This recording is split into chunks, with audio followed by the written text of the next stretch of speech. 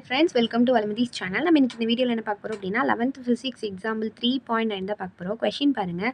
Apply Newton's second law for an object at the rest on earth and analyze the result. அதாவது என்னென்னா Newton second law தெரியும்ல, F is equal to ma. ஓகேவா, F is equal to ma.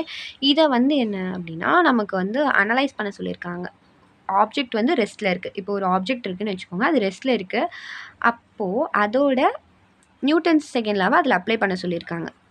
ஓகேவா, இப்போது ஒரு object ரெஸ்ட்டில் இருக்குன்னா நமக்கு என்ன ஃபோர்ஸ் இருக்கும்? நார்மல் ஃபோர்ஸ் ஒன்று இருக்கும், அதே மாதிரி கிராவிடேஷனல் ஃபோர்ஸ் ஒன்று இருக்கும். கிராவிடேஷனல் ஃபோர்ஸ் mg நமக்கு தெரியும், நார்மல் ஃபோர்ஸ் n, அது வந்து அப்வர்ட்ஸில் மூவ் ஆகும், mg வந்து டவுன்வேர்டில் மூவ் ஆகும்.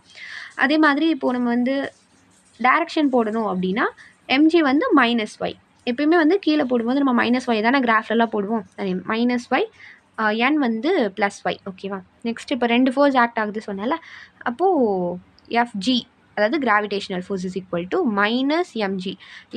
f is equal to ma சொன்னேன். அப்போது g தான் நமக்கு ஆக்சலரேஷன் தான் நமக்கு வந்து இங்கே வந்து g கிராவிடேஷனல் ஆக்சலரேஷன் தானே g. -a போட்டோம் அப்படின்னா இங்கே -y வருது, சாரி -y டைரக்ஷனில். அப்போ -mg j cap and n vector normal force இருக்குல்ல, n vector is equal to n into J cap, அது மேலே அப்வர்டில் மூவ் ஆகிறதுனால. இப்போது நெட் ஃபோர்ஸ் அப்படின்னா என்னென்னா இந்த ரெண்டையுமே நம்ம ஆட் பண்ணணும், அதுதான் வந்து நமக்கு நெட் ஃபோர்ஸ். ஓகேவா, அப்போ F net is equal to -mg j cap plus n j cap. இங்கே வந்து நமக்கு வந்து ஃபர்ஸ்ட் ஆக்சலரேஷனே கொடுக்கல, அப்போது a vector is equal to 0வா. அப்போது இதில் செகண்ட் லா அப்ளை பண்ணும்போது செகண்ட் லாவில் நம்ம இந்த வேல்யூஸை கொண்டு வந்து நம்ம அப்ளை பண்ண போகிறோம். அப்போது F net force is equal to m a வெக்டார்னு வருதா. இப்போது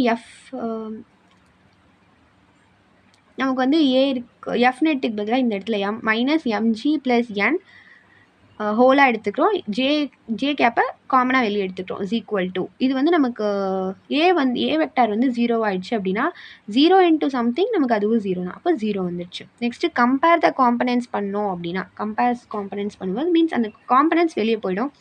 அப்போது -mg plus n is equal to 0ன்னு வரும். n ஈக்குவல் டு இந்த -mg வந்து நம்ம இந்த சைட் கொண்டு வந்துடும், m is equal to mg அப்படின்னு வந்துடுது. அவ்வளோதான் ஃப்ரெண்ட்ஸ், பை.